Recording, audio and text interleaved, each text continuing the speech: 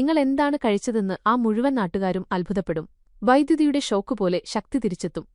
അതിനായി ആദ്യം ഒരു ഉണങ്ങിയ തേങ്ങയെടുക്കുക. അതിനെ ചെറിയ കഷ്ണങ്ങളാക്കി മുറിച്ച് മിക്സറിലിട്ട് തരിതരിയായി അരച്ചെടുക്കുക. അത് ഒരു പാത്രത്തിലേക്ക് മാറ്റുക. ഇനി 15 മുതൽ 20 വരെ ഈന്തപ്പഴം എടുക്കുക. അതിന്റെ കുരു നീക്കം ചെയ്ത് മിക്സറിലിടുക. അതിനോടൊപ്പം കശുവണ്ടി, ബദാം, കുറച്ച് ഏലയ്ക്ക എന്നിവയും ചേർത്ത് എല്ലാം നന്നായി മിക്സ് ചെയ്യുക. ഇനി ഇത് നേരത്തെ അരച്ചുവെച്ച തേങ്ങയിലേക്ക് ചേർത്ത് അതിനു മുകളിൽ ചെറുതായി മുറിച്ച ഡ്രൈ ഫ്രൂട്ട്സ് കൂടി ചേർത്ത് ശക്തിയുടെ ബോംബ്, അതായത് ലഡ്ഡു, ഉണ്ടാക്കുക. ഇത് എല്ലാ ദിവസവും രാവിലെയും വൈകുന്നേരവും കഴിക്കുക.